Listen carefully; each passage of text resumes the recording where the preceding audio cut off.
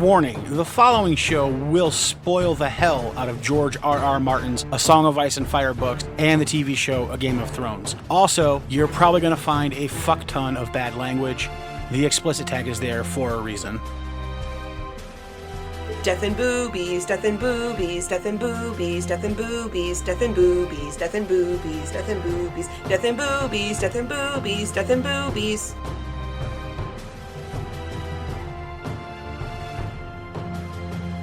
Welcome back to the Ironwood Network Book Club. I am your host, Maester Ironwood. Here with me, as always, is Septa Ironwood. Septa, how you doing? Doing okay today.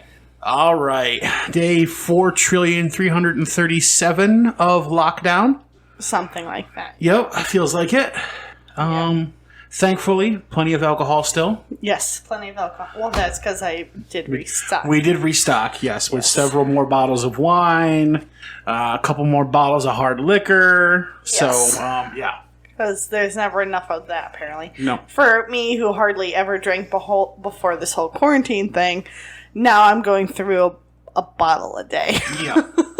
When I'm not working. When I don't work, I'm not drinking. When I do work, I don't drink at all. Right. Until after work. Yeah. Well, I wait till like my 4-day stint is up, and then I drink a bottle. A day for 5 days. Yes. Yeah. Does that make me an alcoholic? I believe they call it a functional alcoholic. Yeah. Lovely. My mom would be so proud. I don't think you're an alcoholic. No. You don't have to have alcohol. We have liquor in the house all the time. Yeah, and I never drink it. That we never drink. Yeah. So. But I also never used to keep wine in the house either. That's true. But lately I've become much of a wine drinker. Yeah. So. I used to be much worse. I used to have beer in the house all the time. I usually don't these days. But we do right now. Because you got to have beer in the house right now. Yes. Any day could be your last these days. Yeah. So you might as well have some liquor to go out in a bang. Absolutely. All right. Well, we're not here to talk about lockdown. Or liquor. Or liquor. We could talk about liquor. I mean, yeah, sure, absolutely. What was it? You call it rum diesel fuel? Oh, Yes, I bought a orange vanilla Captain Rum. Or Captain Morgan Rum. I took a taste, and it's basically creamsicle flavored rocket fuel. Yes, that's what you call it. I love creamsicle, though. Anything creamsicle, I love it. Now, back in college, the 99 Bananas vodka first came out, and we would call that banana-flavored rocket fuel. Oh, really? That's literally what it tasted like. Really? Nasty as fuck. So you've had rocket fuel? Yes. So we called it, so we called that banana-flavored rocket fuel. And that Captain shit, like, I'm not a big rum fan personally. Right. I'm way more, give me a whiskey. Yes. Something like that, a good bourbon. Yes. A scotch, good, okay with that. Mm-hmm. I do like my Southern Comfort with my orange juice to make a really good Yes, I bought you a couple of those.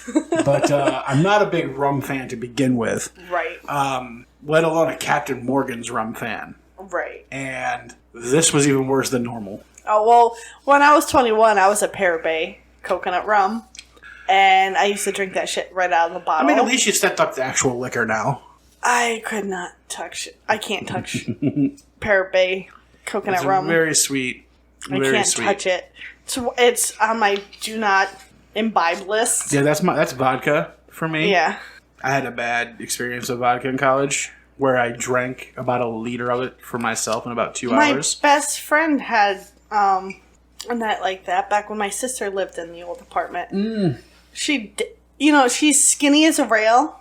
Yep. Dead weight coming down 13 flight of steps to dump on her dad's car. 3 o'clock in the morning. Dead fucking weight. Yeah. Oh, I passed out for a good 13 hours. I went to class the next day, though. I don't think she got off the couch. I did. I went to class the next day. What was it? It was whipped cream Pinnacle vodka. I did it with Absolute Citron. Never had it. Yep. Just smelling vodka. I don't think I've ever had vodka. 20 years later, almost, smelling vodka is enough for me. Smelling amaretto makes me want to vomit. Well, amaretto is just like not even liquor. I understand that, but I can't remember what I drank it with. Probably an amaretto sour. I can't remember, but I can't. Probably like lemonade or something like that, because the drink you make with amaretto is amaretto sour. can't remember. Or do Serrano on the rocks, if you want. Yeah, I can't remember, but I can't. I think I used to drink that shit straight up as soon as I got plastered. Yeah. Yeah. It's low-level liquor. It's like Jameson. Or, not Jameson, but Bailey's. Yeah, I can't drink Amaretto Or anymore. Kahlua. I do like Kahlua. Kalua's alright. Kahlua, rum chata. Basically anything that's not liquor. Yeah. Yeah. Tequila Rose. Tequila Rose, yeah. We have some of that downstairs, too. Might as well get some Nestle's. That's basically what it is Nestle strawberry milk. No. Yes. Alright. Well, I guess we are here to talk about liquor, but we have to move beyond that. We do, yes. What else are we here to talk about? Alayne. Alayne 1. Yep. A Feast for Crows. Yes. So, new character. Ish. New point of view, anyway. Yes. Yep, Alayne 1. She is very in her Alayne state of mind. Her Alayne mode, yes. Let's see. So before Septa gives us a brief synopsis of what happened, yep. I do have a haiku, which I think is quite fitting. Dead men sing no songs, except for sweet lullabies to whiny lordlings. I like that. Although I don't think the singer walked out of the skybox on his own free will. No, I think that was the deal that he made with Littlefinger. Oh, was it? Okay. Yeah. Okay. To take the easy way out. Yeah, that would make sense. Yeah. Well, if he walked out of the skybox, there's no body, so... Remember, he was blind. Yeah. Took his eyes, so yep. Probably didn't even know what was going on. Oh, he probably knew exactly what was going on. Yeah, so that's the haiku. I think it's good. I like it. All right, Septa, what the hell happened in Alayne? All right, so Alayne has been moved to the Maiden's Tower. Yeah. She wakes up, goes on to breakfast with little Robert. Robert has a fit, so he is removed and taken to his chambers. Yep. Reached. Littlefinger, or Lord Protector of the Vale. Lord Petire. Yeah. Tells Alayne that, basically she's got some stuff she has to do before the guests get here. Prep work. Yep. And to get out of the telly clothing. Mm-hmm. Because it's not right for a baseborn girl to be wearing telly clothing when these people show up. Right. So she gets everything ready for the visitors, and she goes and changes into a modest brown gown with some gold lattice work. Mm-hmm. Goes and meets the guests, and the guests are the 7 lords and ladies who oppose Lord Protector of the Vale's presence. Yes, the 7 lords declarant. Yes. Declarant, however you want to say it. I didn't remember what the word was. Who have signed a declaration demanding that Littlefinger leave and that they get Sweet Robin. Yes. So they meet with Peter along with one other gentleman.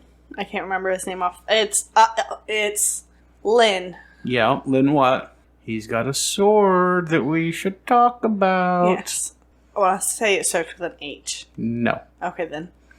Corbray. Okay. Lynn Corbray. Okay. Sir Lynn Corbray. Names are so hard in these books for me. Yes. Okay, but I got it.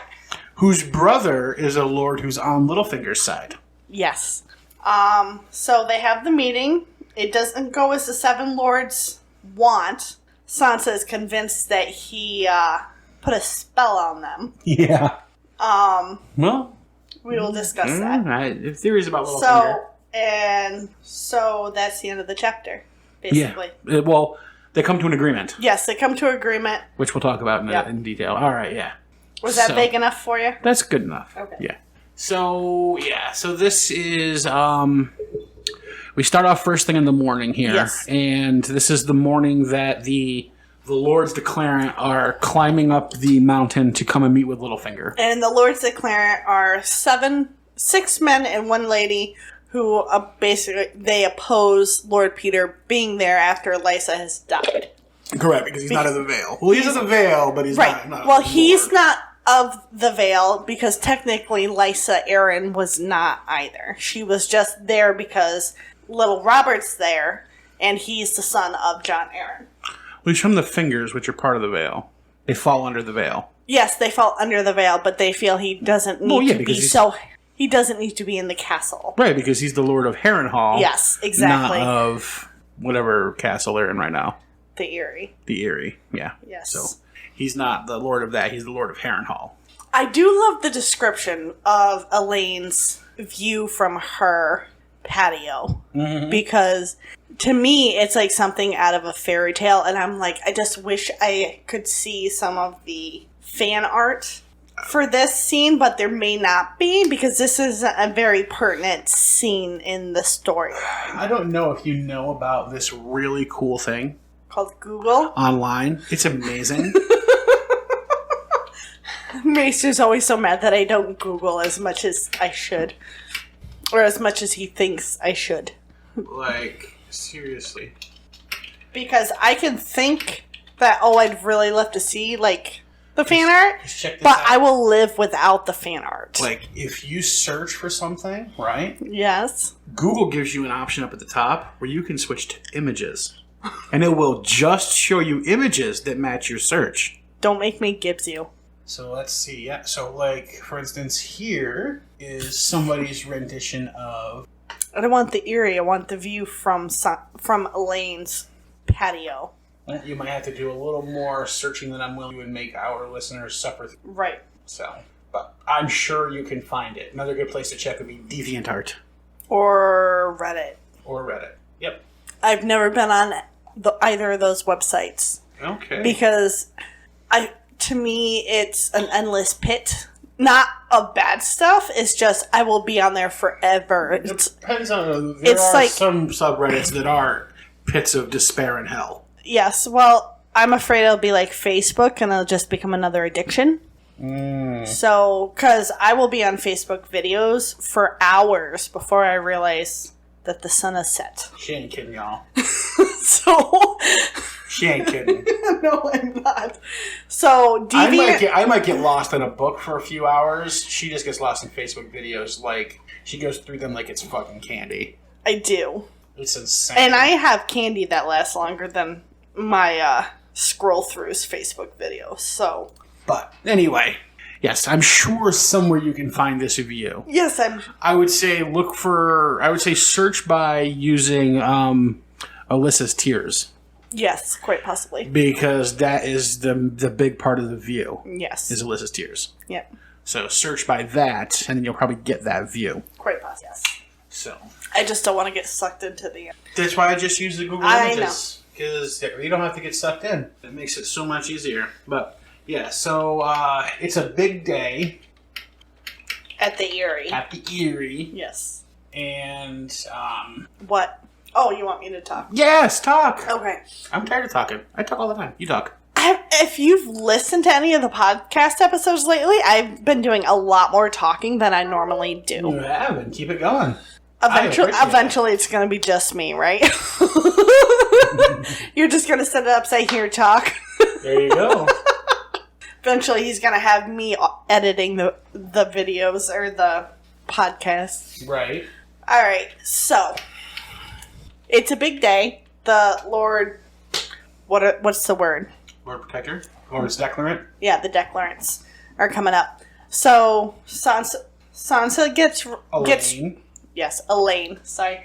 Alayne gets dressed for the day in a tully gown because when she was moved to the mains tower, she was given Lady Lysa's wardrobe. Mm-hmm. Not all of it fits, but she does fit into the dresses that were designed for 20-year-old Lady Lysa. Mm-hmm. That she still has. So she wears one of those gowns down to breakfast with little Robert, who is having a fit because all he has is oatmeal. Yeah, not a fan of oatmeal, apparently. Well, see, there's this thing going on down at the gate where they're basically under siege, and Maester Stone can't bring them food. Right, and that's because the Lord's Declarant are down there. Yes. Not letting food up until Littlefinger sends Robert down. Right. So, basically, they're under siege without officially being under siege. And they're not getting eggs, and they're not getting bacon, and they're not getting firewood, you know. Mm-hmm. All the stuff they need to survive. Right. I mean, you'll survive without bacon, but who wants to? I can't survive without bacon. So, okay. I mean, That's true. You probably can't. I mean, I could if I had to, but then again, my doctors don't know what I eat, so... Well, don't tell them that 80% of what you eat is bacon. Well, that's not true. 80% of what I drink is Dr. Pepper. That's true. That's a true story. The other 20% is wine, but... Yeah, right now it is.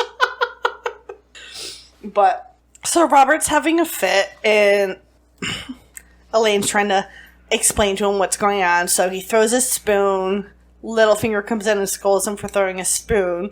So, little Lord Robert throws his cereal, his oatmeal bowl, and hits the Maester in the chest. Yep.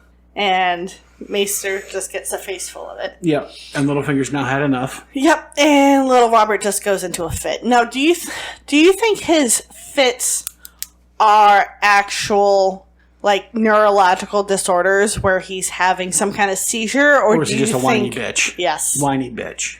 You think he's being a whiny bitch, so they're going to leech him and weaken him? Yeah, I think that Littlefinger's literally trying to kill him. He's been leeched a lot lately. Yes. But they also did say that his episodes have increased more since his mother died. Mm-hmm. But he's also, 9 years old, and he's been breastfed his entire life. Right. So now all of a sudden he's got no nipples to suck on. Yep. And to me, he seems almost like he's autistic. Okay. And his whole, routine has been turned upside down. Well, yeah, his mother died. Yeah, exactly. So he doesn't have those comfort items that he did because she's dead at the bottom of the... Right. So... Yeah. He's just having more and more outbursts. Yeah, absolutely. Littlefinger's done with it, though. Oh, yeah, he's not taking little Robert's shit. No, little Robert does complain about one thing that's really interesting. Yes. What is that? So, he's complaining about the singing he's hearing all night. From Marillion, apparently. Yes. And Alayne says, Marillion's dead. He took a walk in the sky. Yeah, he flew. Yeah. As Sweet Robin likes to say. Yes. And Lil Robert's convinced that he's not dead because he could hear him sing. Every night. And Elaine's like, I would hear him sing too. You were probably just having a nightmare. Right. And he's adamant it's Marillion. Right. That he hears singing. Nobody else hears singing. So now he's hearing things on top of having his fits. Right. So is he hearing things?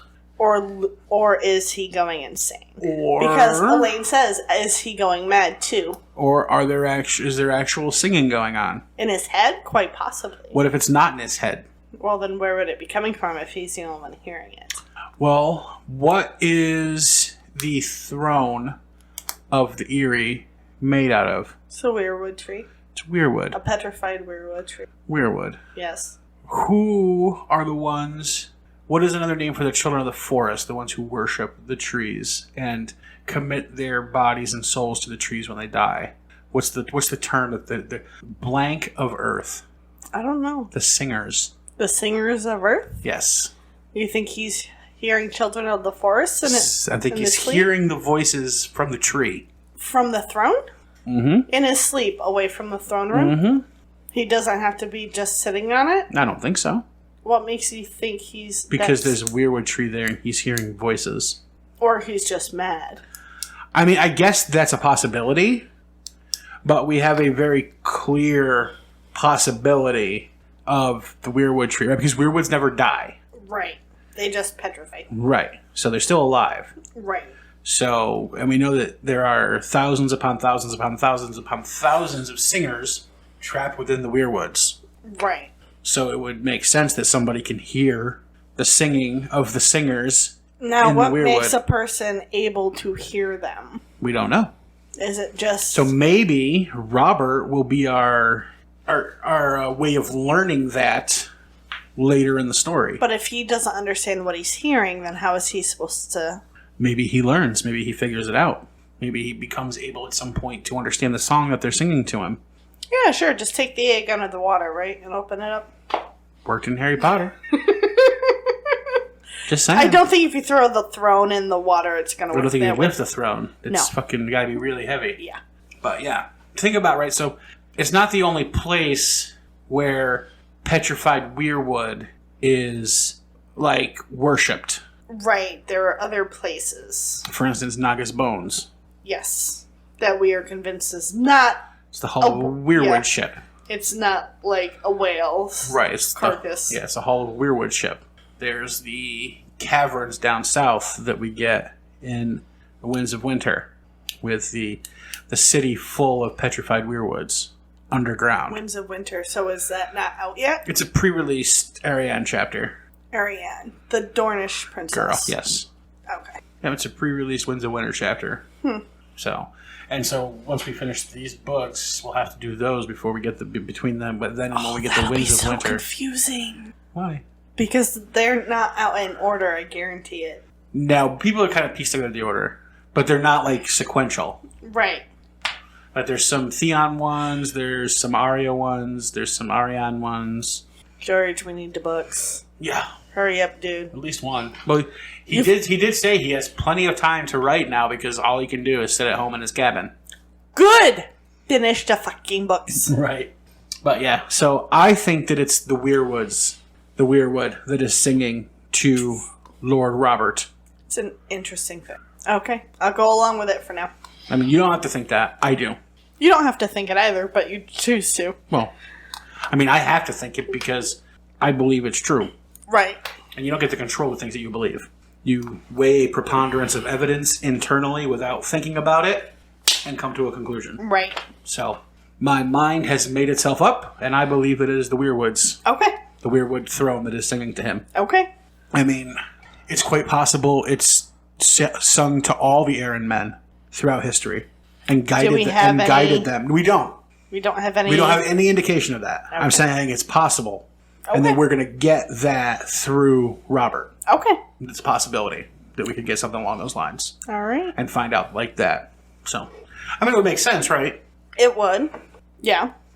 But if he's not an Arryn boy, if we think he's Littlefinger's actual son, then... Might also be why he hears voices. Right. Remember, I think that Littlefinger is a green seer. Right. Well, that was going to be my next question. Do you think it's because you think Littlefinger is a green seer, and we believe that little Lord Robert is actually Littlefinger's son?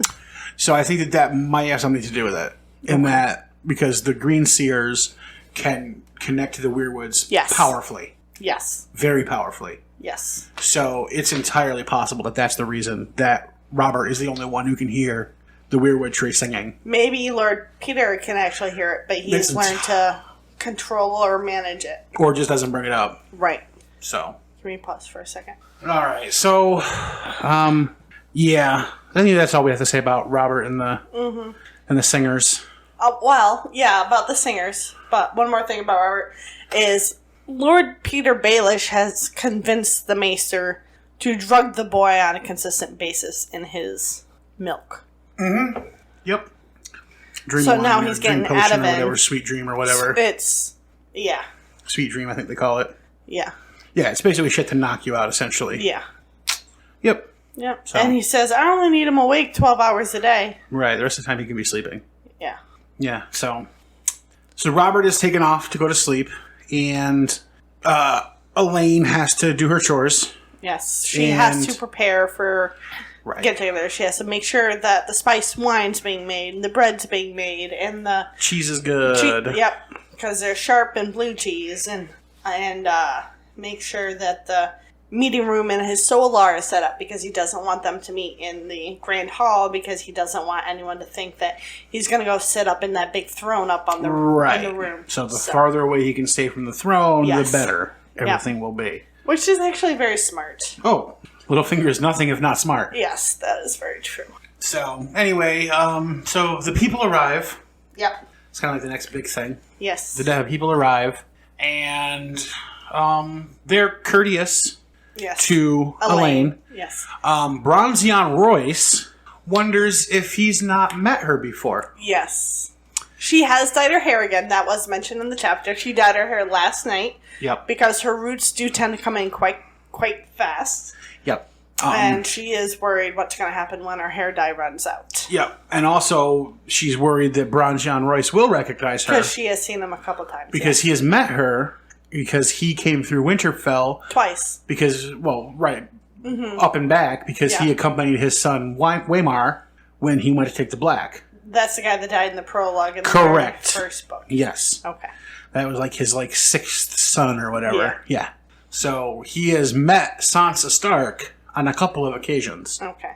And only a couple of years ago. And at the Hand's tourney as well. Yes. So, most recent. Yep. So he's met her a few times. Yeah. And that was Sansa's concern. Yep. And sure enough, as soon as he gets there, haven't we met before, young lady? Yes. Why, no, good sir. We have, no, my lord, we have not. Yeah. Well, before she can answer, Right. someone else interjects. Yeah. So, almost blows the cover right there. Yeah. But, Yeah. Well, it was because thankfully the subject changed, but then it turned into this whole sexist thing about, yes, she's flowered, but has her flower been picked yet? Right. And then Lady Wormwood yeah, Wormwood. interjects and is like, really, do you have to do that here? She's a child, Yeah. and you're a sexist pig. All of you. Especially you, Lynn Corbry, you fucking Yeah. scumbag. Yeah. Yeah. So they don't agree on a lot of things, but at least on what they're there about, they're agreeing on. correct.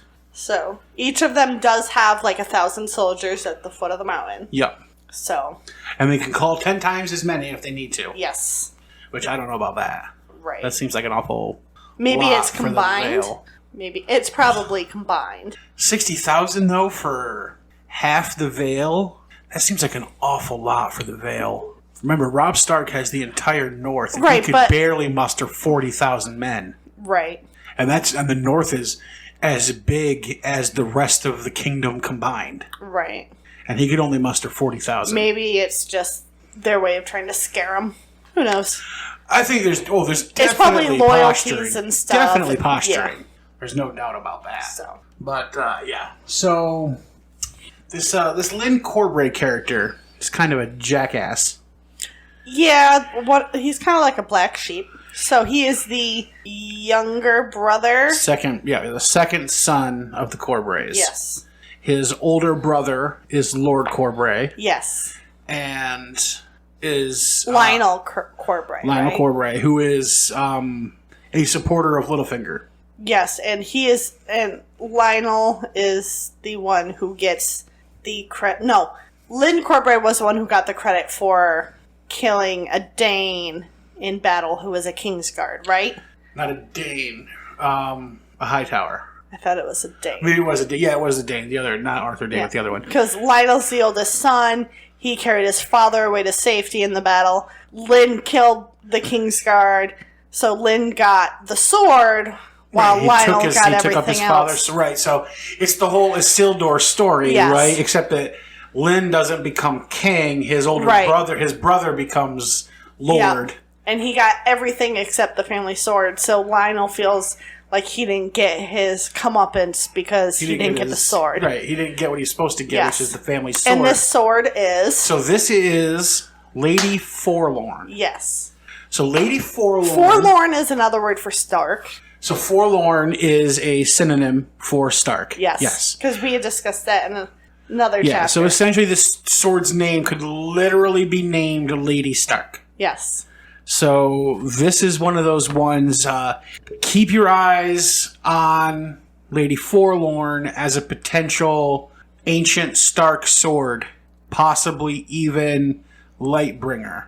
You think? Well, so from what we know, it's dragon steel, Yes. but it looks just like Valyrian steel because later on in the chapter he draws the sword. And it looks like ice. It looks exactly like ice to Sansa. Yes. So It's the dark gray steel. It's the not the smoky gray, light right? gray Smoky steel. gray steel looks like Valyrian Yeah. steel, but it's not Valyrian steel. Yes. It's dragon steel. Yes. And so my theory on dragon steel is it's literally the same thing as Valyrian steel, except that it was made before Valyria was Valyria, and so therefore isn't Valyrian steel because it wasn't made in Valyria. Right. But it was made by the same process that Right. creates Valyrian steel. Right. So before that, it would be called dragon steel, most likely because you needed a blood sacrifice and then dragon flame in order to make that sword. Yes. Which is probably the same process required to make Valyrian steel. Okay. And it would make sense, right? Blood sacrifice, it makes sense that the original sword, right, Lightbringer, the original all-powerful sword, had to be run through Nissa's heart. It required a blood sacrifice in order to become the powerful sword that it became. So it would make sense that blood sacrifice is required to make Dragonsteel / Valyrian steel swords. Yes. So Lady Forlorn most likely predates all Valyrian steel swords. Most likely goes back to like the time like the Great Empire of the Dawn. Yeah. Which a faction of was almost certainly the precursors to the Valyrians. She is a Corbray sword. Now she is. I wonder how long she's been in the Corbray. Have the Corbrays been loyal to the Starks? No. They're loyal to the Eyrie. So the Corbrays are Andals. First men. No. Andals. Oh, okay. Andals are the ones who came from Essos and defeated the First Men in most of the southern kingdoms to take over. Okay. The Royces, for instance, are First Men. Okay. But the Corbrays are Andals. Okay. So it's entirely possible that at some point in the past, an Andal Corbray long ago took that sword somehow in battle against a Stark. Entirely possible. Men. Yeah, entirely possible. Right. That happened. Hopefully we'll find out. Right. Yes or no to that question. Right. But I think that this sword has as good a chance as any sword we've seen so far as being the original Ice. And I think the original Ice is the original Lightbringer. Okay. I think it's the original sword because I happen to subscribe to the theory that Brandon of the Bloody Blade is the founder of House Stark. Now, I did notice in the description it also has a blood red ruby in the shape of a heart on its pommel. Yes. And the only thing I could think of was Melisandre. Well, again, if this is that original sword, how was it made? In the heart of... It was driven through the heart of that which Brandon of the Bloody Blade loved most, which would have been Nissa. A woman. Right, his love. So, naturally, would make sense that it has a heart on it. Right. Right. A red one, no less. Yes. So, that would make perfect sense. It would, yes. Especially when you think about the possibility that Nissa was Rose of Red Lake. Right. Therefore, tying the red and then the heart as well into the whole story. Lady Forlorn checks a lot of boxes. Yes. As ancient Stark potential Lightbringer swords go. Yes. Older than Valyrian steel, but has the same properties. Yes. Has the right name. Yes. Even today, even if it's not called Ice anymore, it's called Lady Stark. Literally called Lady Stark. And it's got the heart symbolizing how it was made, driven through the heart of Nissa in the Lightbringer saga. Yes. So, yeah, this sword checks a lot of boxes. It does, pay attention to this sword. This is a Chekhov's gun moment in the story. You don't introduce a sword or a weapon that you don't intend to do something with, especially when you have this many check marks by that sword. Right. That means something. Yes, George throws out red herrings every once in a while, but this sword... One. Yeah, pay attention to this sword. This is an important sword. Whether it's the original or not, I can't say for 100%. Right. I'm about 70 to 80% there. Yes. But pay attention to it. It's an important sword. Okay.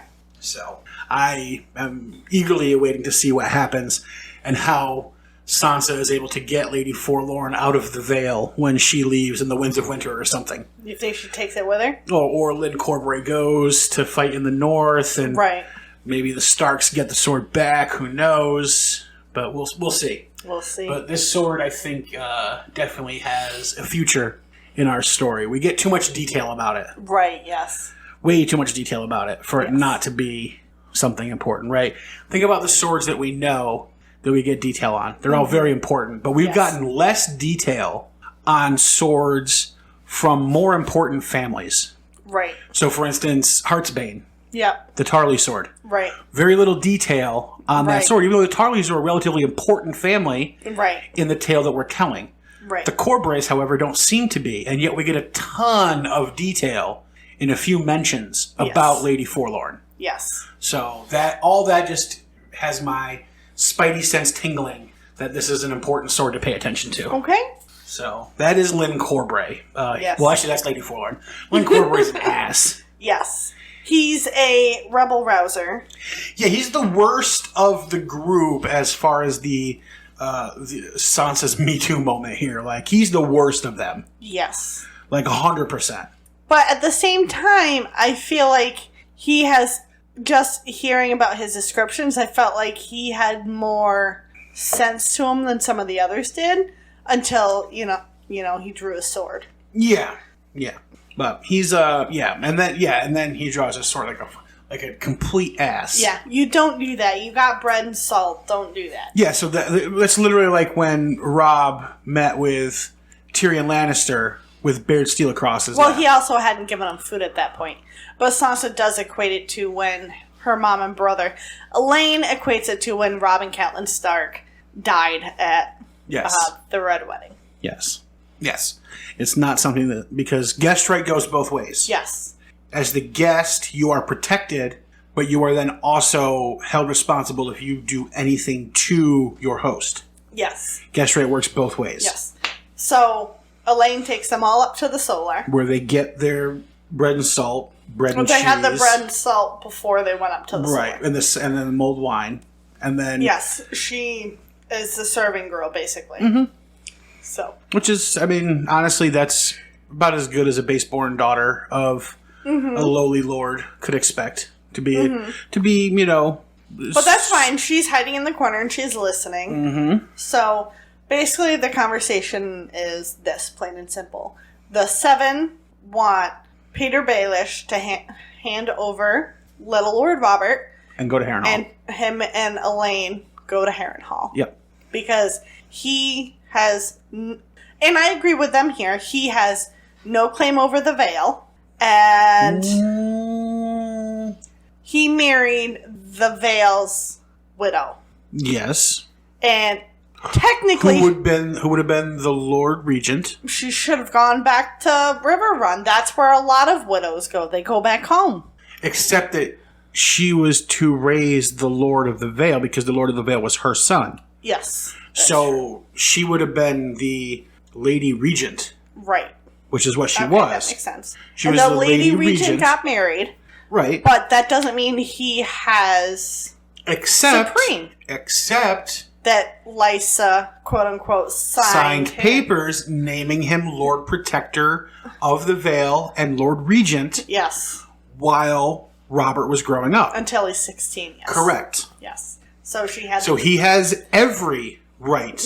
Yes. Legally. I forgot about the signatures. Yeah, so he has every legal right to be the Lord Protector of the Vale and to raise Robert. Mm-hmm.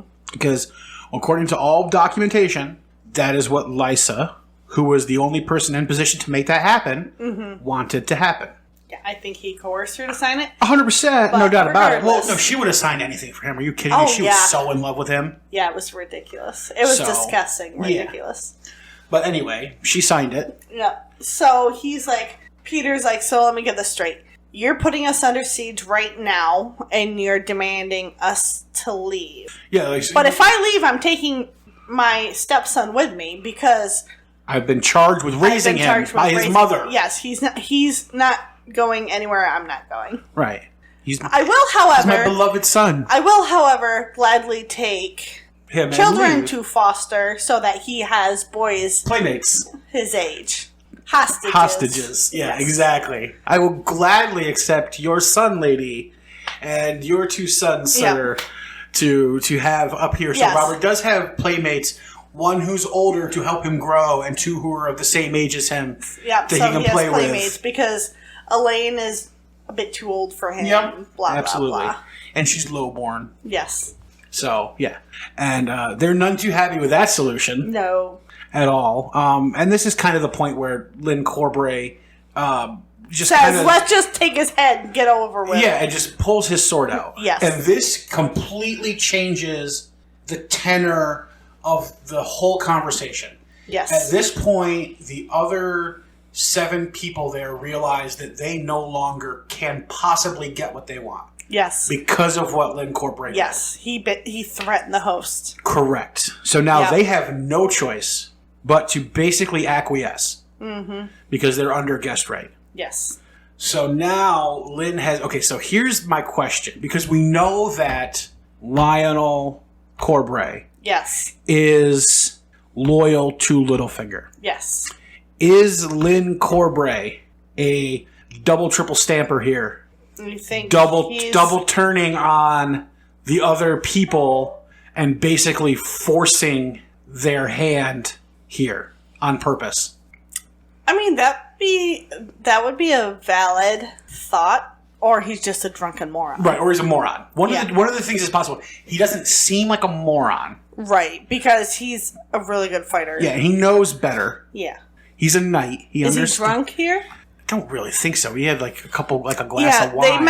They mentioned that someone there is quite the drinker, and Alayne was pretty on top of making sure his cup was full. Right. But I don't think it was Lynn. No, it didn't seem like it was Lynn Corbray. He seems like he has all his faculties about him. Yes. So I wonder if he's just that hot-headed that for some reason he feels he needs to draw steel, or if this whole thing is a charade. I mean, for Littlefinger, it absolutely is a charade. But that's what I mean. Is Lynn in on it? I wouldn't put it past him. However, I think he's just more hot-headed at this point. Well, but if he's using his hot-headedness as part of the charade, he pulls it off very well. Right. But you've got to be really hot-headed to pull your sword in this situation. Right. You can do almost everything in this situation except that one thing. Yep. And that's the one thing he does. So maybe he was on Littlefinger's payroll. So I wonder, right, because think about it, like, so, for instance, his brother has, like, the family castle and the family lands and the family title. Has everything except the sword. The only person who can give Lynn Corbray anything like that at this point is Littlefinger. Is Littlefinger and Robert Arryn. Mm-hmm. It's a valid point. I don't know if it's beyond the realm of possibility that him and Littlefinger struck a deal. It is not beyond the realm of possibility. That he did this whole thing just to... Yep. Basically, because at this point, the other 7 there have no choice but to kind of back down and say, "We'll give you a year." Yeah, exactly, and and basically that gets them into Littlefinger's position of, "Give me a year. If you don't agree with how I'm running the Vale, I will give you Robert, and I will leave. Yes, but give me a year, and you'll see how much better things run here than they have been under Lysa." Right. And they all agree to that. Because they really don't have a choice. Because they don't have a choice, which again takes me back to my point of maybe Lynn's in on this. Maybe, yeah. Because Littlefinger's got money in places. He's got power. He's got all the power in the Vale. Yeah. Nothing happens in the Vale without his say-so at this point. Right. So if you want to get lands in the Vale and be named Lord of something, Littlefinger's the one who does it. Yep. So also pay attention for whether Lynn Corbray becomes Lord of something or other in the Vale, or gets named to a high position. Right. You know, commander of the Bloodgate or some shit like that. Who knows? Right. You know, some honorable position. Mm-hmm. Who knows? I don't know what I got for that. That Lynn's going to get his bounty. Yep. Quite possibly. So, we'll see. We'll see. All right. So that's Lynn. That's the deal that they strike. They're going to give Littlefinger a year. So that's all he wants. Because he doesn't plan on sitting still on the Eyrie. No. He's got bigger intentions. Yes. So, and that's kind of the chapter. That is it, guys. That's it. I like this chapter. Yeah, it's an interesting One of the few chapter. Alayne chapters that I like. Well, it's much better than the Sansa chapters. Yes, the Alayne chapter so far, much better than Sansa chapters. Yes. I will agree with that. Let's see. What chapter? Is it Cersei that's next? Yes, it is. You know that. It's written down on your paper. Well, I guessed earlier. Oh, did I you? thought I saw Cersei. Because Yes. I wrote it like hours after I had read it. Yeah, it's Cersei. I thought I had seen Cersei. I just wanted to verify. Yeah. So, yes. Okay, so it is Cersei. Good. I did get that right. Yeah, so we're going to Cersei next. Jesus Christ. Out of the frying pan into the fire. Yeah. And we need a title for this chapter, if you have any ideas. I don't really. What's your idea? So I had Dead Man's Songs. I like that. Yeah? Yeah. Okay. Like Dead Man's Songs. Cool. All right. Let's see. All right. So we will be back on Tuesday. Still under quarantine, still under lockdown with Cersei. Yes. Let's see. We will be back. Let's see. Tomorrow, hopefully, we're going to record the Lovecraft bonus episode. I will get you the book. Mm-hmm. Read. At the very least, Septa will make you her video about the guy she wanted to research more. Yeah, from the Jamie chapter. Yep, she will at the very least make you that. Yeah, he'll be on my case about it, I promise you. Mm-hmm. Well, let's see. Other than that, we thank all the listeners, patrons, everybody who helps make the show possible. Yes, thank you guys. For anything you need to do, how to support the show, how to subscribe, where to find our YouTube, where to find our Facebook or Twitter, all that good stuff, just head over to our website, IceAndFirePod.com. Mm-hmm. And until we catch you guys again on Tuesday, goodbye. Bye.